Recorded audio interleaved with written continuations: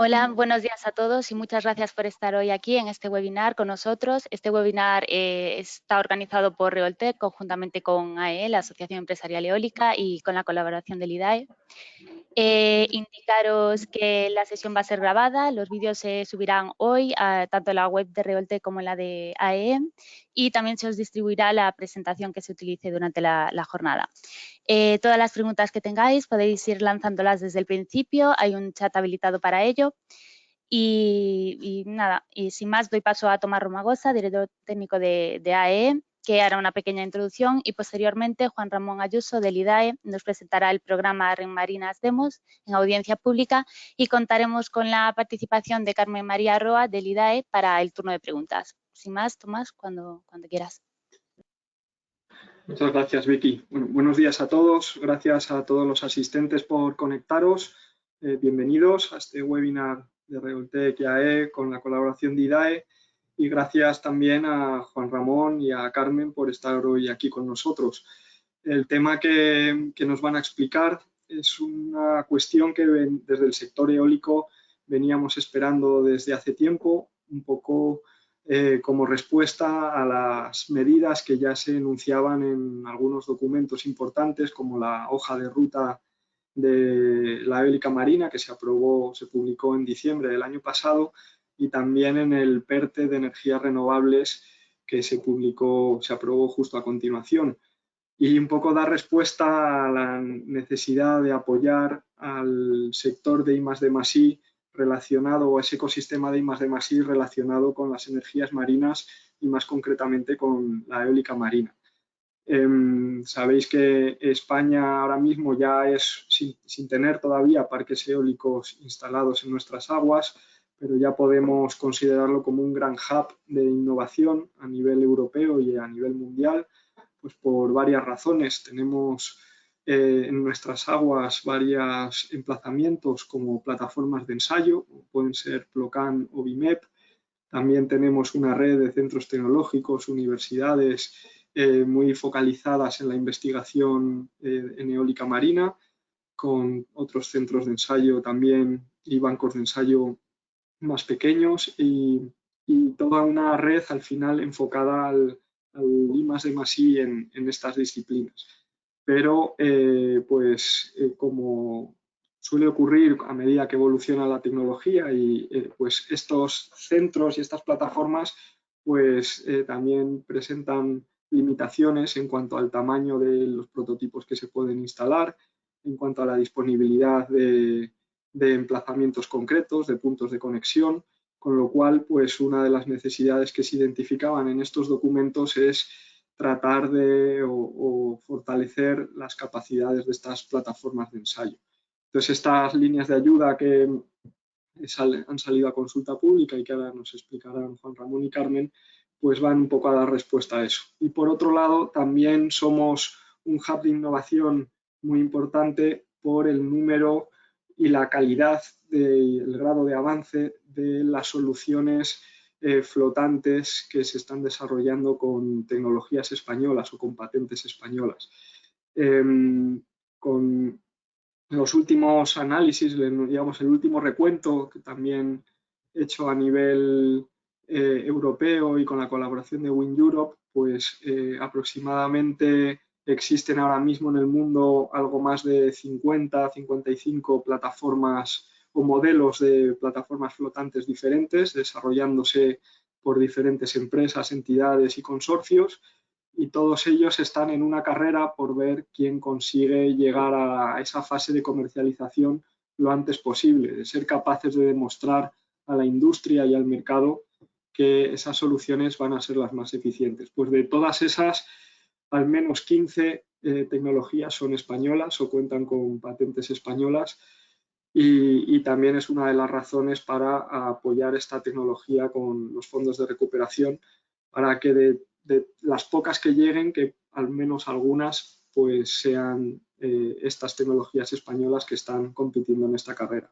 Por eso estas líneas de ayuda son muy importantes para que verdaderamente nos podamos consolidar como un hub de innovación en eólica marina y en energías marinas, y por eso en el sector estamos muy contentos con que estas líneas hayan salido ya a consulta pública y que próximamente se puedan publicar. Y por mi parte nada más, daros de nuevo las gracias a los asistentes, recordaros que podéis ir haciendo las preguntas a medida que se os vayan ocurriendo, no tenéis que esperar al final, las podéis ir escribiendo en la interfaz, en la herramienta que tenéis de preguntas de GoToWebinar, y luego posteriormente Carmen y Juan Ramón las irán contestando, y después de la presentación haremos una especie de coloquio para que también Juan Ramón las pueda ir contestando aquellas más relevantes. Por mi parte nada más, te doy la palabra, Juan Ramón, cuando quieras. Pues muchas gracias. Bueno, gracias, porque esto realmente ha sido muy rápido. Quiero decir, de repente salió la audiencia pública la semana pasada y sí que a finales de la semana pasada nos planteasteis una reunión, más un poco para entenderla, y el cambio a este formato público universal pues ha sido desde hace 2 días. Así que yo encantado, porque hemos cogido al vuelo vuestro ofrecimiento. Creemos que es importante pues abrir pues estas aclaraciones a todos los interesados potenciales y nada, y nuestro agradecimiento por organizarlo de esta manera tan ágil. Internamente pues tengo que agradecer también a todo el equipo de IDAE su trabajo. Aquí está Carmen Roa dentro del Departamento de Energías del Mar y bueno, en IDAE pues trabajamos todos en equipo aprovechando todos los pasos que se van dando de una línea a otra. Veis que hay muchos elementos transversales entre todas las líneas que publicamos, que ya sean de hidrógeno, de comunidades energéticas, de biogás que se presentó ayer. Todas tienen elementos comunes en las que vamos aprendiendo de los pasos que van dando de una a otra y bueno, pues para mí encantado de trabajar en realidad con este equipo. Y agradecimiento al sector, a todos vosotros, a todos los agentes por lo que representa esta España Ya como plataformas de ensayos y como germen de nuevos prototipos en toda la cadena, en todas las fases de investigación, desarrollo, innovación y demostración. Y esto, pues, esta línea pues trata en efecto en línea con lo que representa la hoja de ruta de energías del mar que se publicó en diciembre del año pasado, con lo que representa el plan de recuperación, pues trata de escalar y de no solo consolidar, sino de avanzar en la línea de la mano de todos nuestros países amigos europeos y que se fortalezca pues, toda la cadena de valor de la Unión Europea y se establezcan también mecanismos de colaboración y en este caso pues es una línea que en España pues en plataformas de ensayos que estén ubicadas en las costas españolas. Por favor, siguiente. Entonces las primeras diapositivas van a ser un poco genéricas y luego vamos a entrar en el detalle que es en el detalle en el que me gustaría avanzar. Entiendo que ya habéis tenido ocasión todos de ver una presentación muy similar a esta con la audiencia pública, las bases, la convocatoria por los asistentes, pues ya tenéis pues cierto nivel, ya entendéis perfectamente y estáis interesados en estas directamente presentar proyectos, entonces lo que me interesa es dar paso a las preguntas, a vuestras preguntas. Y también a cualquiera que tengas durante la exposición, Tomás, y podemos hacer esto más dinámico, más fluido. Entonces, hasta hace muy poco, realmente, este programa iba a ser 3 subprogramas, que eran plataformas de ensayos, demostradores y proyectos conjuntos de plataformas y demostradores. Iba a ser por los 3 con los límites de intensidad de ayudas del Reglamento General del Sistema por categorías. Hemos visto muy recientemente, en colaboración también con el MICIN y apoyándonos en los pasos que también han dado ellos en bases reguladoras, en convocatorias de ciencia e innovación, pues que existía la posibilidad de superar ciertas intensidades de ayudas para organismos de investigación cuando cumplan con los requisitos de no tener actividad económica. Entonces, hemos incluido un subprograma adicional que se diferencia el 1 y el 2 no en la tipología de acciones, sino en la tipología de beneficiarios. En cuanto al marco, como digo, esto está enmarcado dentro del plan de recuperación. Hay unos hitos que tenemos que cumplir antes del tercer trimestre, de finalizar el tercer trimestre de 2023. Se tienen que haber adjudicado las actuaciones o ayudas a los proyectos que provengan de esta línea para cumplir con el hito comprometido con Europa. Está enmarcado dentro del plan de recuperación. En la siguiente diapositiva veis que está enmarcado también dentro del PERTE. La siguiente, por favor.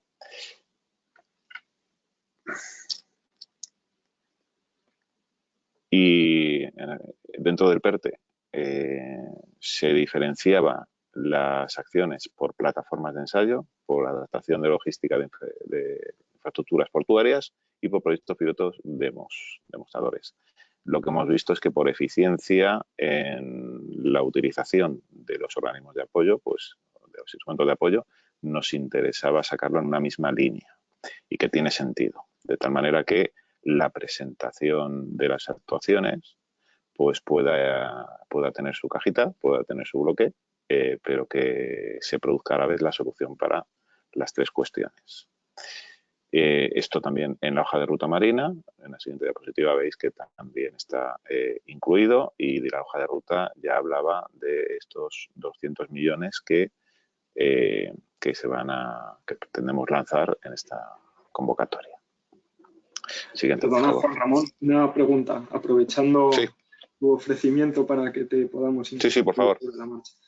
Entonces, estas líneas, aparte de para las medidas 5 y 6, que son más puras de I+D, también incluye actuaciones para las adaptaciones logísticas e instalaciones portuarias, que son quizás componentes un poco más industriales o logísticos, no solo para prototipos, sino en general también para que las autoridades portuarias y estas zonas logísticas se puedan ir preparando para el despliegue comercial de la eólica marina.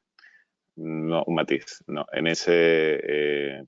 una cosa es que esté dentro y contribuya a esa línea 6 del PERTE, y otra cosa es que contribuya en toda su magnitud. O sea, lo que hablamos es de adaptación, en este caso en esta línea que está destinada a plataformas de ensayos para demostradores de I+D+I, es aquellas adaptaciones logísticas portuarias en tanto en cuanto sean necesarias para ensayar prototipos demostradores en esos emplazamientos.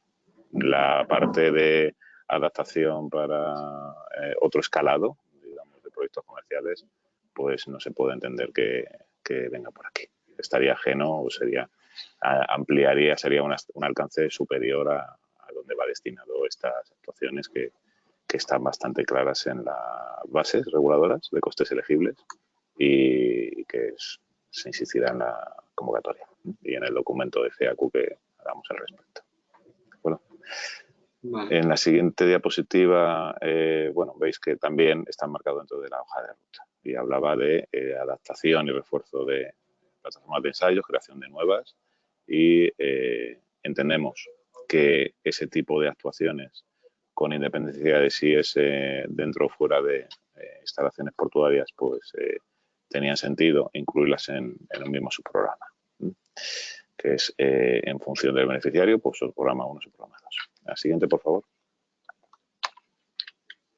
Bien, salió a convocatoria pública la semana pasada y tenéis de plazo hasta el 19 de agosto. Hemos ampliado el plazo respecto a otras líneas, pues debido a las fechas que son. Esta fase de audiencia pública, por entenderla en el marco de lo que significan todas las líneas que gestione el IDAE, es, digamos, una búsqueda de enriquecimiento de los documentos que vayan luego a superar en otras fases formales, que vaya a hacer el Estado con la memoria de análisis de impacto normativo, que vayan a otros estamentos. Eso significa que puede, no solo se trata de enriquecer, sino que luego las versiones definitivas pueden requerir algunos cambios formales, ¿no? Pero lo que queremos es que el tiro esté lo mejor tirado posible cuando vayamos y que en esta declaración de intenciones que representa la audiencia pública pues podáis analizarlo, ver posibles casuísticas, identifiquéis problemáticas o soluciones para lo que se plantea, entendáis la filosofía y analizar pues, incluso posibles alternativas para que vaya mejor tirado. Pero eso no significa que no vayamos después del 19 de agosto a aceptar cualquier input que nos podáis ir dando, simplemente que no estará incluido a lo mejor en la memoria de análisis de impacto normativo, que ahí damos un tratamiento de aceptación o no aceptación de las alegaciones de manera motivada. Os animo a participar, lógicamente, y os agradezco de antemano vuestras propuestas. Os agradecemos desde el IDAE todas vuestras aportaciones. Siguiente, por favor. Entonces, la línea tiene características que ya se habían anunciado, de concurrencia competitiva, de gestión centralizada. Como sabéis, hay algunas líneas que se territorializan. En este caso, entendemos que debido a sus características es mejor que estén centralizadas. Serían con subvenciones a fondo perdido y que se podría adelantar al beneficiario, se podría dar un anticipo previa aval, previa garantía también de cumplimiento de esa ejecución y de ese compromiso económico que representaría ese aval. Sería incompatible con la prestación de régimen retributivo específico regulado por el Real Decreto 413 o con la concurrencia a subastas. Y el plazo de ejecución habíamos previsto ir al máximos, es como digo una declaración de intenciones de máximos, 30 de junio ya os digo que no va a poder ser así. Vamos a tener que reducirla, estamos tratando que sea que supere el 31 de diciembre de 2025, pero si lo supera va a ser por poco. Esto son, como digo, son cuestiones que afectan a todas las líneas y al marco del plan de recuperación y no vemos la manera de que nos admitan una fecha tan elevada como sería el 30 de junio. Hay una pregunta al hilo de esto que comentabas de la incompatibilidad con la concurrencia a las subastas si se convocan bajo el régimen del Real Decreto 960.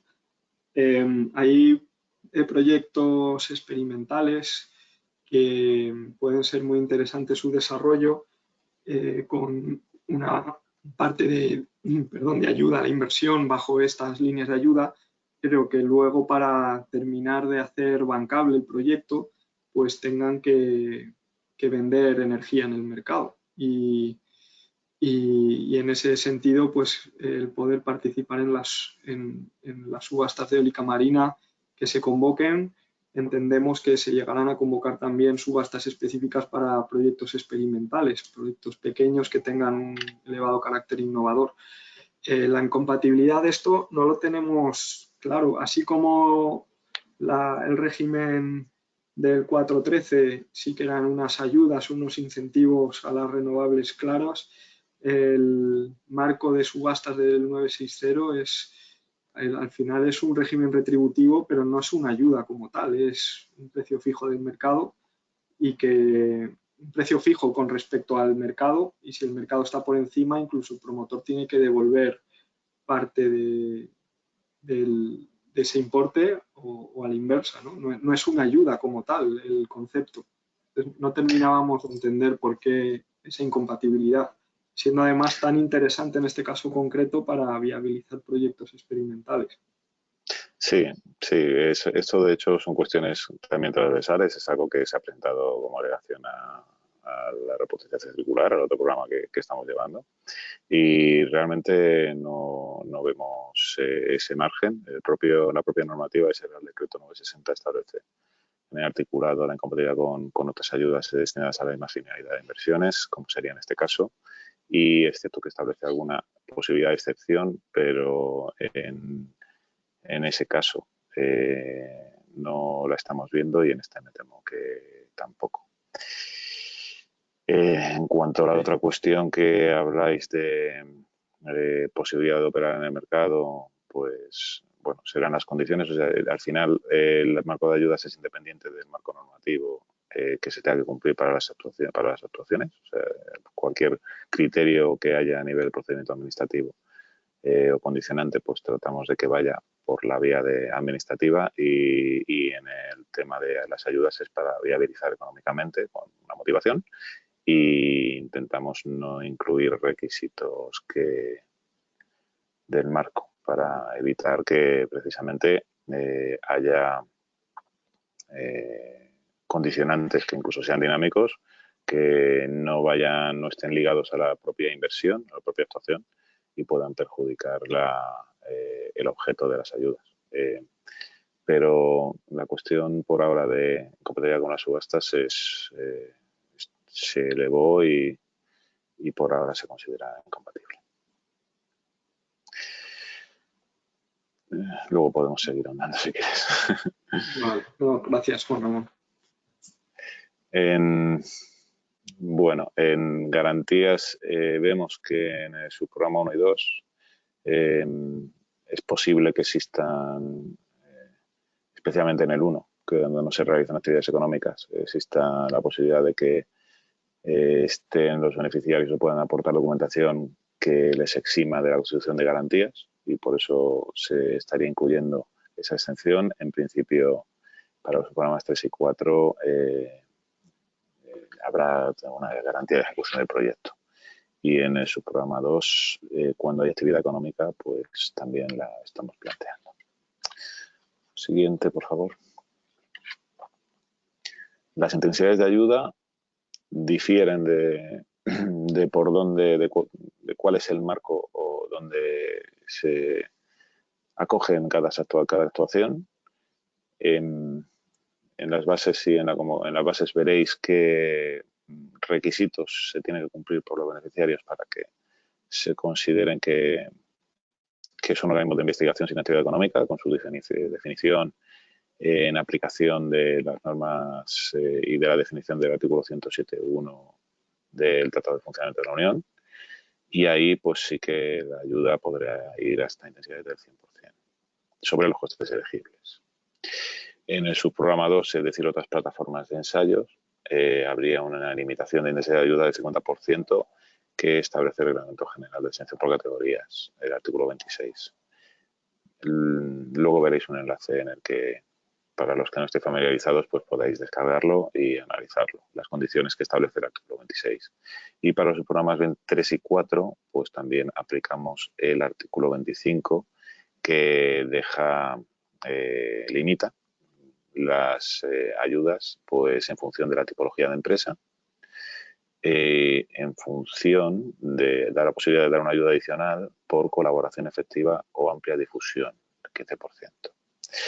Si vamos a la siguiente, y esta es una novedad respecto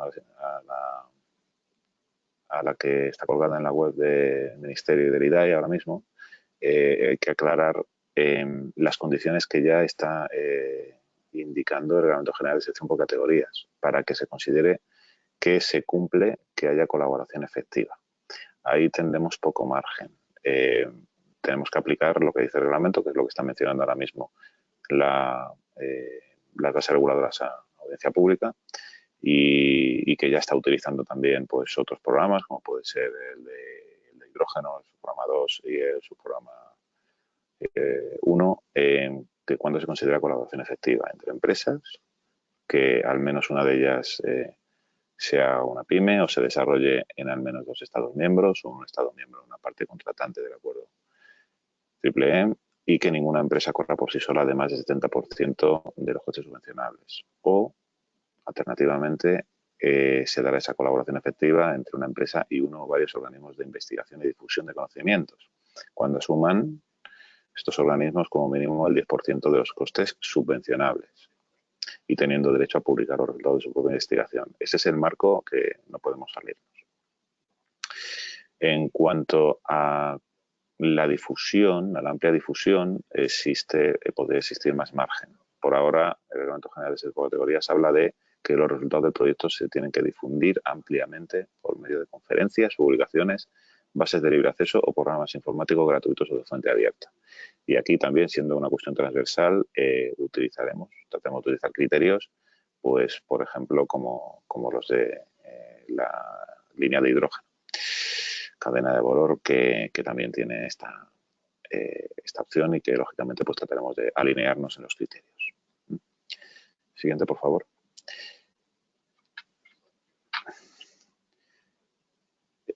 Por ahora estamos repartiendo para los 4 subprogramas en primera ronda presupuesto de 50 millones, con una estimación de cuántas actuaciones podría llegar. ¿Qué pasa? Que ponemos un coste subvencionable máximo por actuación y ahora mismo estamos yendo en la versión audiencia pública hemos puesto el máximo, pero puede disminuir.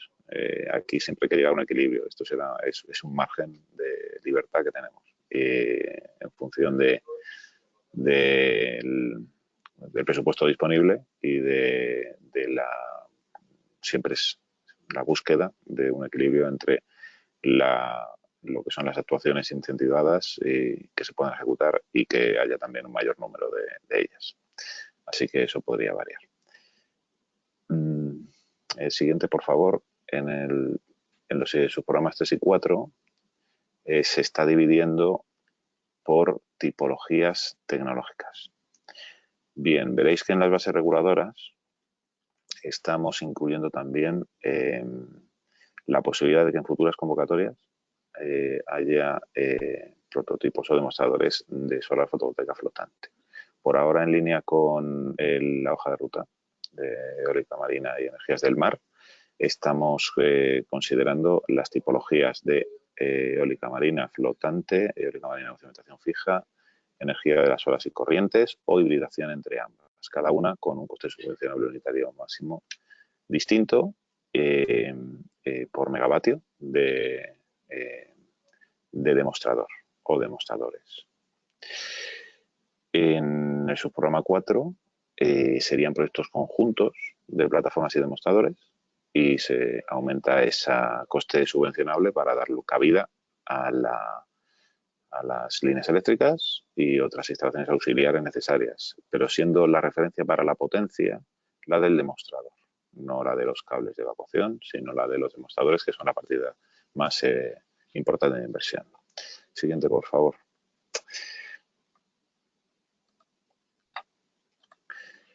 Hay una serie de criterios excluyentes, hay transversales en cuanto a la no adecuación del beneficiario o del proyecto a los requisitos de la convocatoria. Cuando no se encuadren las tipologías, lógicamente serán excluidas las solicitudes. Un requerimiento transversal también para todas las líneas que veáis del plan de recuperación del PERTE es el cumplimiento del principio de NSH, de no significar harm. Para el subprograma 1, 2 y 4 se tienen que emplazar en el dominio público marítimo terrestre español o en aguas de servicio portuarias y, en su caso, conectarse a la red de distribución o de transporte del sistema eléctrico español. Una pregunta, Juan Ramón. Sí. En este punto, además creo que luego se desarrolla en las bases, se hace mención explícita también a la necesidad de disponer de conexión. ¿Esto es algo que se tiene que acreditar a priori? La plataforma de ensayo debe, para poder participar o presentarse a estas convocatorias, deben tener ya un permiso de acceso y conexión concedido. ¿O no es se está algo que pueden exigiendo gestionar posteriormente? No se está exigiendo y, de hecho, podrían, como veis en el siguiente punto, podrían conectarse a redes internas o no tener evacuación a red. Lo importante es que tengan capacidad de ensayo para mínimo demostrador tecnológico, pero no se está exigiendo que ya lo tengan, que ya dispongan de ese trámite administrativo cuando lo necesiten. Vale.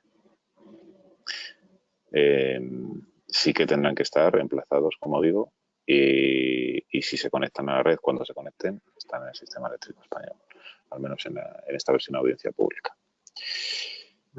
Y para su programa 3, que no serían demostradores que podrían, por ahora, pues no saber dónde se van a demostrar, porque realmente vemos que esa decisión se puede desfasar y hay un calendario que permitiría pues el que no se vaya avanzando en el desarrollo tecnológico y todavía no se comprometa en la fase de solicitud a decir dónde, pues ahí lo que sí que se tendría que comprometer es a instalarse en el futuro en el dominio público marítimo terrestre o en aguas de servicio portuarias. Aquellos demostradores que ya tengan claro dónde, pues pueden interesar y ya tengan sus acuerdos con la plataforma de ensayos, pues para eso estaría también en su programa 4, para que puedan ir por ahí. ¿Qué pasa? Tienen que tener muy presente los que se presenten, ya sea consorcios con o sin personalidad jurídica en determinadas condiciones, pues que si la actuación se le concede ayudas por ese subprograma 4, diciendo dónde, ahí habría dos tipos de responsabilidad de la parte de infraestructura y responsabilidad de la parte de demostrador. Si se cae una de las patas, se cae el proyecto en su conjunto y se caen las ayudas que se les concedan en su caso. Es decir, que durante todo este tiempo ya tendría que saber que la actuación es conjunta y el compromiso es conjunto del demostrador y ya con su emplazamiento específico. En el Relacionado con esto nos surgían algunas dudas también sobre precisamente el subprograma 4 y el interés que pueda tener real para presentar solicitudes ahí, existiendo el 1, el 2 y el 3.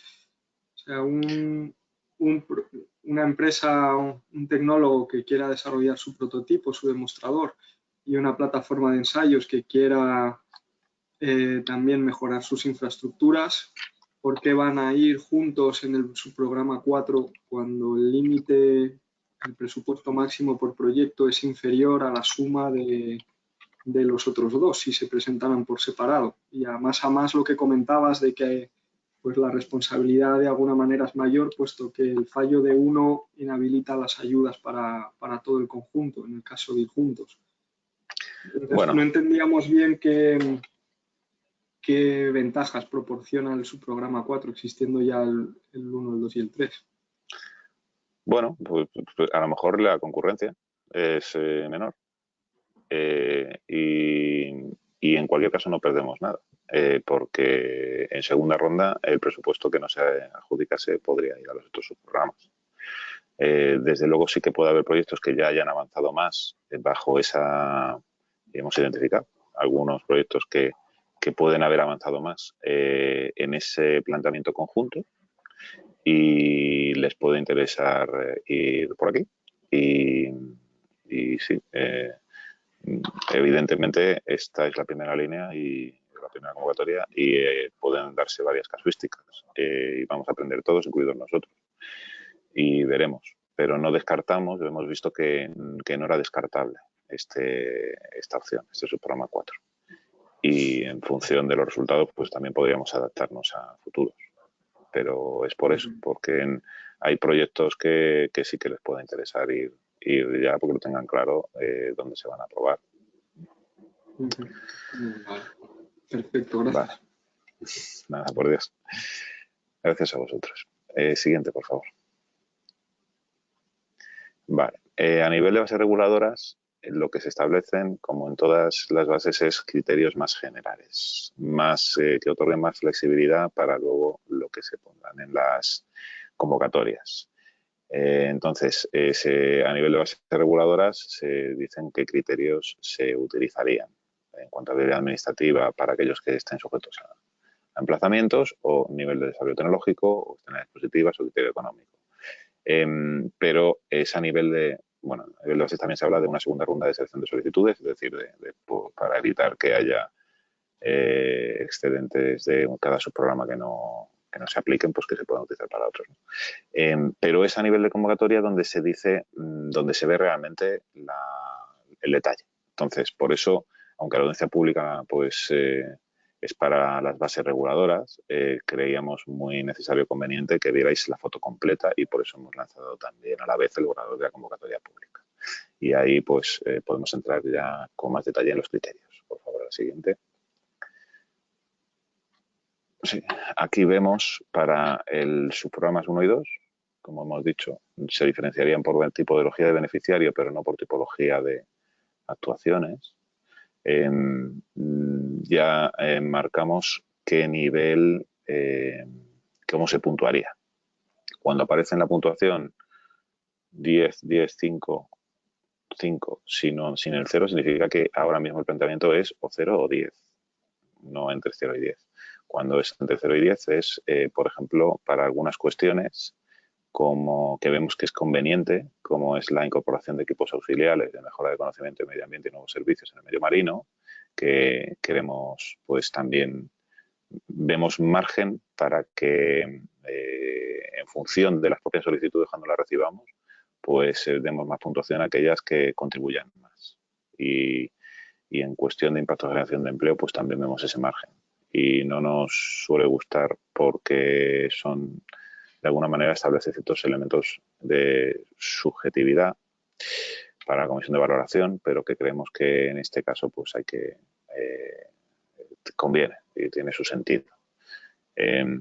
Intentamos que todos los criterios que se establezcan sean, se entiendan, los entendáis todos y queden claros tanto en las bases como en la convocatoria, como las que vayan surgiendo desde que se nace la convocatoria en el documento de respuesta a preguntas frecuentes que habrá como en otras líneas.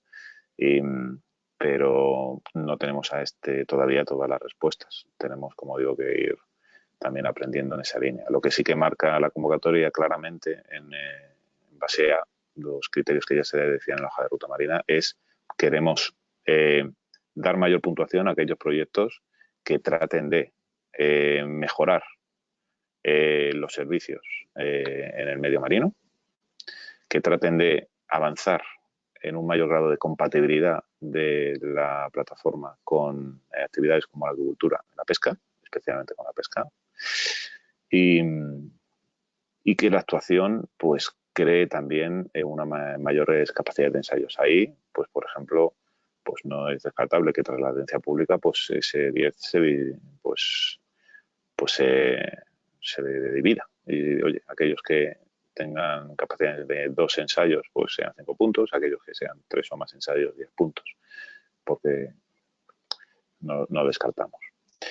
Y en cuanto a externalidades positivas, vemos que también es importante puntuar más aquellos que tengan un informe de gobierno autonómico favorable y que tengan impacto en la cadena de valor europea, que tengan fabricación europea o nacional europea, pues que tengan una mayor puntuación.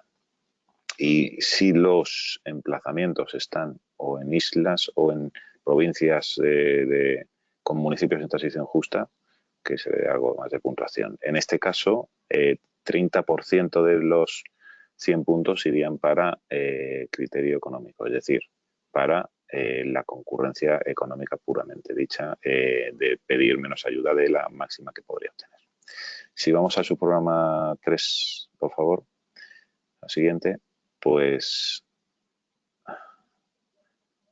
la siguiente, por favor.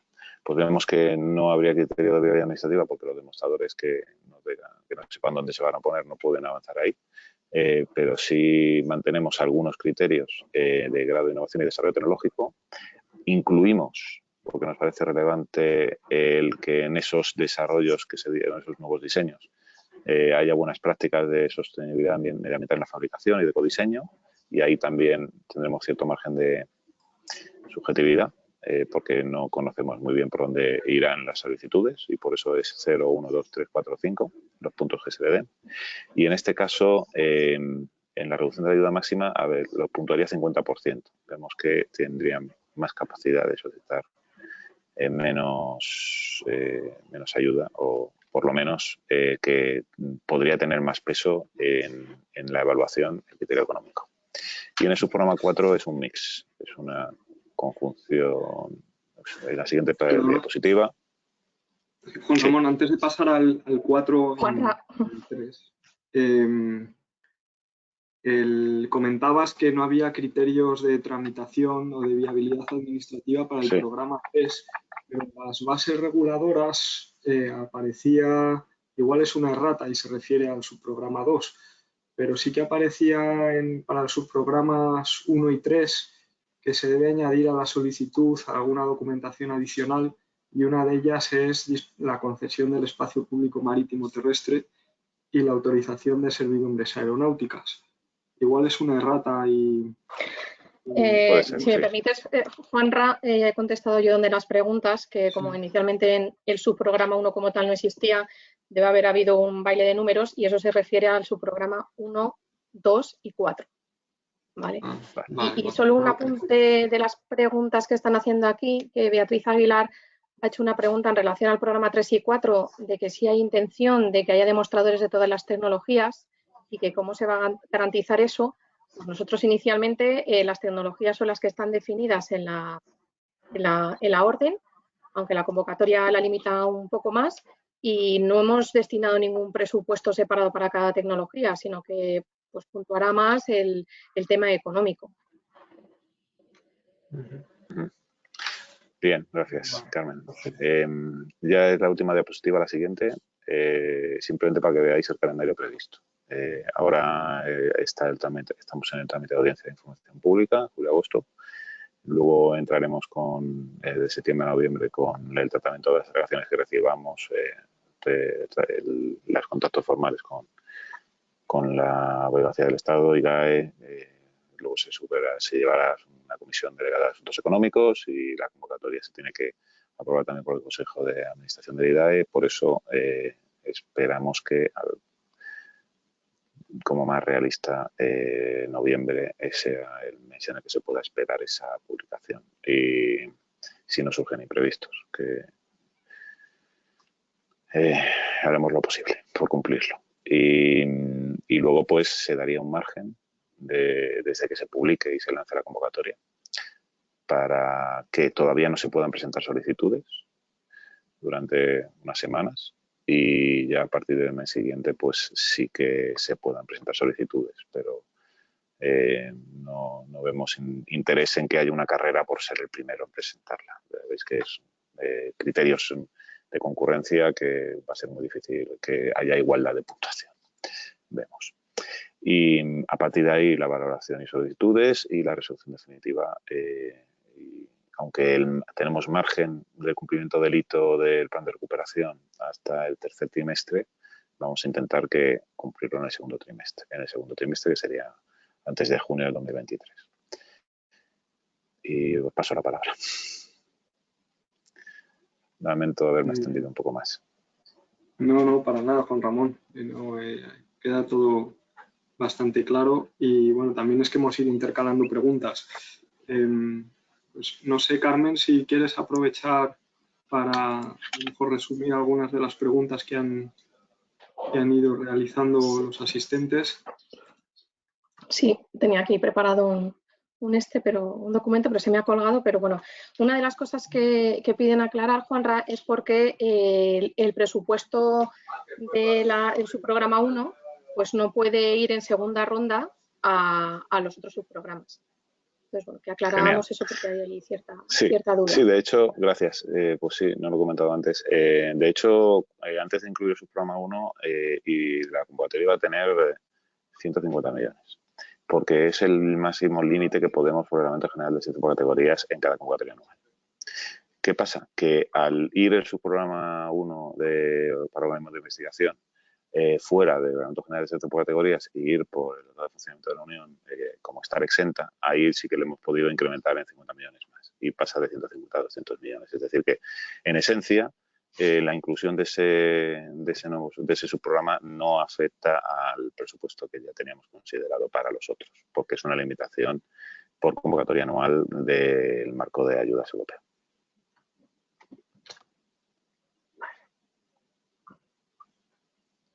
Luego, parece que hay cierta confusión con el programa 4 al considerar que parece ser como que no se entiende bien que el presupuesto máximo no sea realmente la suma exacta del subprograma 1-2 con el 3. Entonces, pues explicar un poco ese coste subvencionable máximo, cómo se ha establecido ahí. Bueno, entendemos que para aquellos que vayan por el 4, pues hay un desglose de costes y creemos que estaría bien así. Hay concurrencia competitiva y bueno, y todo lo que nos vayáis aportando, documentación adicional a la que tenemos, pues lo analizaremos en la fase de alegaciones. Pero creemos que esos costes deberían ser suficientes y tratamos de incluir también criterios de eficiencia en el presupuesto disponible para que vayan al mayor número de actuaciones posible. De hecho, el coste, bueno, una aclaración, es que el subprograma 1 y 2 no va por megavatios, va por actuación. Es decir, como en las plataformas no tenemos claro en función del volumen y en función de la capacidad de ensayo cómo podría repartir presupuesto. Incluso pueden ir a adaptaciones de infraestructuras de ensayo existentes. Es decir, que no va por megavatios, va por actuación. Y con un criterio de concurrencia en el que el caso de los demostradores sí que hay una potencia clara de probar un ensayo. Sí, perdona, Carmen. Sí, bueno, solo aclarar que el presupuesto máximo de cada subprograma es diferente porque se rigen por artículos diferentes. El subprograma 1 no está sometido al Reglamento General de Exenciones, con lo cual se puede subvencionar hasta el 100%, y sin embargo el 2 está sometido al artículo 26, que limita en 20 millones de euros por proyecto o beneficiario, y sin embargo el 3 y el 4 van por el artículo 25 y su limitación está basada en 15 millones de euros. Entonces, en una de las preguntas era por qué era esa diferencia de limitación en las líneas que parecía que no tenía sentido, y es porque realmente cada subprograma va por un artículo diferente del régimen general de exenciones. Muchas gracias, Carmen. Bueno, luego hay alguna pregunta destinada un poco, que la ha hecho Beatriz Aguilar, al tema de buques para el mantenimiento de parques eólicos y buques que reducen en emisiones, pero bueno, pues realmente la línea del subprograma 3 no contempla este tipo de actuaciones, ¿no? Si quieres decir algo más. Sí, pues en efecto, si bien puede haber actuaciones que tengáis y proyectos que puedan requerir, y no decimos lo contrario, pues sus apoyos económicos e incentivos adicionales no podrían ir por esta línea que tiene pues unos objetivos y una motivación clara. Otra pregunta de Sergi Ametler dice que según la explicación que tú has dado, ¿no?, en su programa 1, que cuántas actuaciones se prevé en creación de plataformas y cuántas en adaptación. Pues no lo sabemos. Lo siento, pero no lo sabemos. Será en función de las solicitudes que se reciban y no solo de las iniciativas que podamos tener identificadas, sino las que puedan surgir. Son condiciones que en cuanto se lancen, pues están a disposición de todos y podrán ver la oportunidad, y especialmente con ese subprograma, con ese tipo de intensidad de ayudas que es claramente más atractivo, pero limitado a aquellas que cumplan, que no generen esa actividad económica, no tengan ese ánimo de lucro. Por otro lado, Antonio Arco nos pregunta que si entendemos como plataforma la infraestructura para poder alojar prototipos, ¿hay modo de realizar prototipos del tipo subestaciones flotantes en el programa 2? Ahora mismo no las estamos contemplando. Entendemos que puedan venir alegaciones por esa línea y bueno, veremos si hay margen, pero no lo estamos contemplando ahora mismo. No, ahora mismo se contempla lo que son plataformas de ensayo como tal, con conexión a red o que puedan hacer el vertido, pero no subestaciones flotantes como tal. Nos pregunta Alberto Ceña que cuál es el margen para introducir cambios a través de alegaciones. El margen. Dice, gran parte de los términos de la convocatoria están en... Lo que cumpla con el marco de ayuda de Estado, con el marco estatal,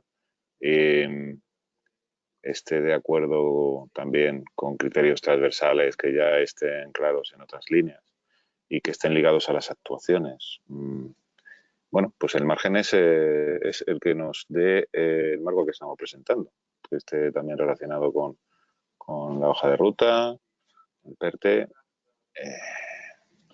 Tratamos de que vaya lo mejor dirigido posible. Si en algo, o sea, no somos perfectos para nada, entonces seguro que va a haber modificaciones y esperemos que vayan en la buena dirección. Sí, bueno, el comentario de Alberto Ceñara porque indicaba que gran parte de los términos de la convocatoria están encorsetados por el marco general, ¿no?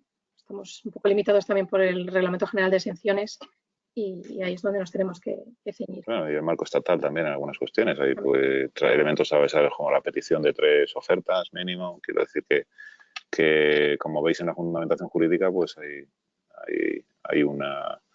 Tenemos que cumplir con todas y cada una de las condiciones.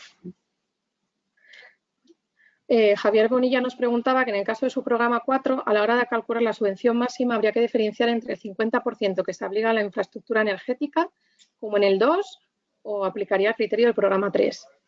Yo creo que hay que destacar que si un proyecto va por el programa 4, la infraestructura no puede ir por el 2 y el demostrador por el 3. Van por el artículo 25 en conjunto, cuyo límite serían 15 millones de euros y tendría 50%. Sí, pero entiendo lo que dices. Y no es baladí porque depende del margen que podamos ver y vamos a tener que analizarlo con mayor detalle por el hecho de que tengan efectos actuaciones que pudieran ir tanto por 25 como por 26. Es decir, el artículo 25 del Reglamento General de Exención por categorías no explicita determinados costes elegibles que a lo mejor da lugar a que tengamos que pedir algún requisito de división de inversiones. Entonces, por ahora estamos yendo por la vía de la mayor flexibilidad, pero esto es una cuestión formal que tendremos que cumplir en la versión definitiva. Y que puede hemos visto que tiene sentido que pueda tener que cambiarse en la versión definitiva, pero en esta fase, digamos, en la audiencia pública por parte de los agentes interesados,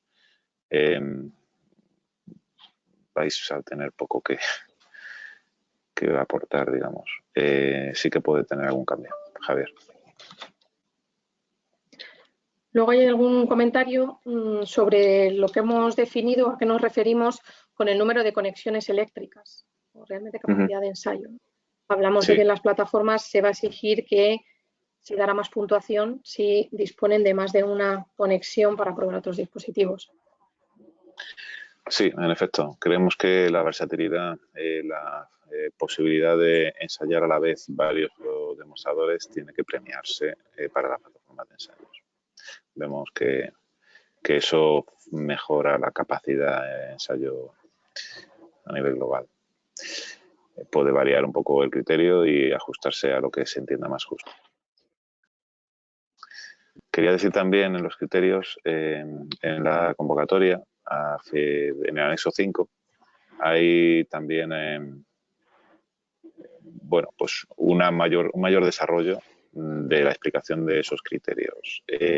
Se dan ejemplos también, por ejemplo, de cómo se mejorarían los servicios de monitorización o de vigilancia, seguimiento del medio marino.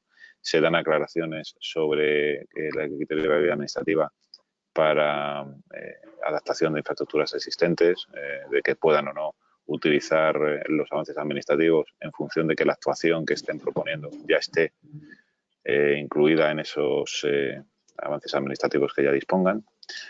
Digamos que ahí pues también os rogamos que lo veáis y que incluso aportéis cualquier otro criterio que os parezca más adecuado o cualquier otra interpretación que pueda ir mejor tirada. Y nosotros siempre lo veremos como un paraguas de que tiene que ser de impacto para todos positivo, no para algunos.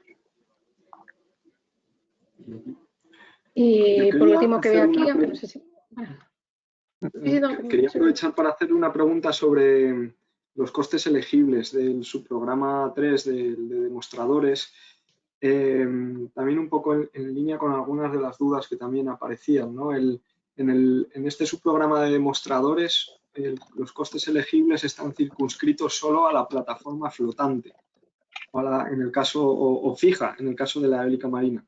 No incluye el aerogenerador y tampoco incluye otro tipo de elementos como puede ser la línea de evacuación eléctrica, en el caso de que no esté dentro de la plataforma de ensayos. Pero o sea, la pregunta es que los costes elegibles para demostradores se circunscriben solo a lo que es la plataforma flotante. ¿No incluye el aerogenerador también? Una plataforma sin aerogenerador no sirve de mucho. Pero tal pues a lo mejor tenemos que revisarlo porque la idea era que sí. Sí, ¿no? La idea es que sí. Vale. Y perfecto. Nada, pues, en su caso, quiero decir, en energía del mar pues tendrán también su propia casuística en los prototipos, pero si la idea es que en aquellas que sean aerogeneradores flotantes sea la plataforma y el propio aerogenerador encima. Si no, pues lo aclararemos, si no queda suficientemente claro. Sí, nosotros pensábamos que a lo mejor al poner inversión en equipos, materiales y suministros relacionados con la tipología de la actuación objeto de la ayuda, quedaba ahí claro, pero bueno, si hace falta incluirlo y indicar las partes, pues no hay problema. Vale, perfecto. Pues perdona, Carmen, que te había interrumpido y seguías con algunas preguntas.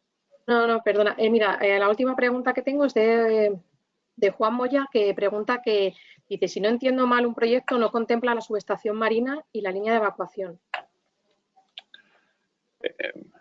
Bueno, la línea de evacuación sí que trata. La subestación no vemos que sea necesario para ensayar los prototipos poner una subestación por el volumen y que la línea, digamos, de demostradores o los avances tecnológicos que requiera las plataformas marinas, pensando en parques grandes comerciales que vendrán en esta década a finales y que requieren evidentemente la existencia de subestaciones flotantes, va por otra vía. Estamos hablando de inversiones y de actuaciones que no están ligados directamente a la tecnología de generación y de aprovechamiento de los recursos de eólica marina y de energías del mar. Entonces, tenemos que enfocarnos en lo que creemos que puede dar mayor valor añadido a las renovables marinas. Entendemos que ese avance tecnológico será necesario, pero no lo estamos contemplando ahora mismo por aquí. Yo, tal como lo entiendo, el tema de la línea de evacuación, la convocatoria y las bases son lo suficientemente flexibles para que esa línea de evacuación se pueda hacer tanto por la vía de la plataforma de ensayos como parte de la infraestructura de la plataforma, como a través del subprograma 3 como parte del demostrador, ¿no? Se podría incluir en cualquiera de los dos subprogramas. Bien, es que existen casuísticas en las que incluso teniendo ya una plataforma hasta cierto nivel, pues puede haber luego necesidad de incluir algún equipo y alguna línea que quedara por ahí en el limbo y que pudiera considerarse que no sea que sea necesaria y que no esté en la actuación y que no esté incluida dentro de ese programa 3, de este subprograma 3. Por eso hemos ahora mismo incluido para que pudiera ir por ambos, para que por lo menos, o sea por uno o por otro, pero que entendemos que puede ser necesaria en determinadas casuísticas. Muy bien. Y por último, Elena Sánchez nos pregunta que en relación a los costes elegibles, si pueden subvencionarse subcontrataciones o adquisiciones de equipos fuera del territorio nacional, pero dentro de la Unión Europea. Es una cuestión transversal que tendríamos que ver la literalidad y no puedo ahora mismo contestarlo. En esas cuestiones de subcontratación estamos siguiendo criterios similares a otras líneas y en esa línea. Y así actuaremos. Si quizás si no queda suficientemente claro en la convocatoria, pues a nivel de SEACU, a nivel de documento de aclaraciones de mayor detalle. Vale, fenomenal. Pues yo creo que no teníamos más preguntas, ¿no, Carmen? Yo creo que no, no sé si se me ha quedado alguna ahí que no haya contestado, pero bueno, si no, yo creo que también pueden elaborarlo ahora, ¿no? Sí. Y bueno, en cualquier caso, preguntas que se hayan quedado en el tintero, que surjan a posteriori, nos las pueden hacer llegar y se las trasladamos a IDAE también dentro de este proceso de consulta pública. Y entonces cualquier cuestión que se haya quedado en el tintero la podemos gestionar luego a posteriori. Yo creo que hemos tratado prácticamente todos los puntos. Hay cuestiones de mucho detalle dentro del texto que son bastante extensos y como decías, con bastante imbricaciones con normativa europea y nacional que puede afectar y con un análisis más detallado seguro que saldrían más preguntas. Pero bueno, para eso está también el proceso de consulta pública hasta el 19 de agosto y ahí todos los agentes podemos proponer alegaciones o plantear aclaraciones. Pues no sé si no tenéis nada más que añadir, Juan Ramón, Carmen. Yo creo Sí, yo añado de verdad que muchas gracias, que creemos que esto nos ayuda a todos. No dejamos de ser, como siempre digo, pues tratamos de aportar lo que tenemos en la búsqueda de soluciones para los que estáis poniendo la mayor parte del dinero y de la inversión en las situaciones y yo creo que este mecanismo, este instrumento de colaboración público-privada, pues es claramente beneficioso para la sociedad y nada, y a vuestra disposición, porque nos facilitáis el trabajo y nos facilitáis nuestra labor.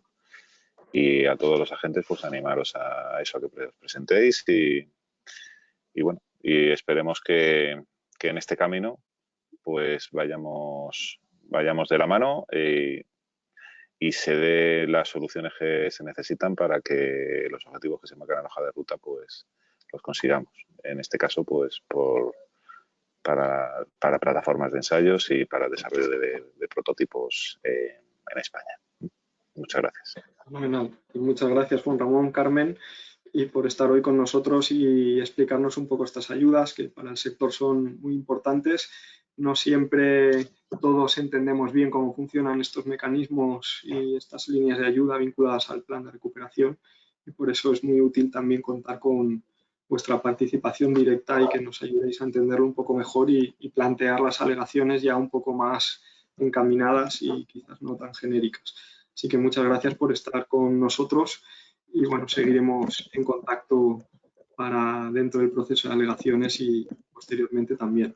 Nosotros ahora en Reoltec y AE tenemos una reunión como continuación de este webinar precisamente para pensar en algunas alegaciones que podamos ir planteando ya. Por eso invito a los asistentes que sean miembros de Reoltec y de AE a conectarse al link que habrán recibido por email de esta reunión y poder tener ya una discusión más de ámbito interno para ver estas cuestiones en mayor detalle. Y por nuestra parte, nada más, recordaros que el vídeo estará disponible en los canales de la asociación y de Reoltec para su visionado posterior y agradeceros de nuevo al IDAE por estar hoy con nosotros y a los asistentes por haber estado conectados. Hemos tenido más de 150 asistentes en algunos momentos y da un poco la idea de la importancia y la relevancia que tiene este tema para el sector. Muchas gracias a todos y estamos en contacto. Muchas gracias. Gracias. Hasta luego.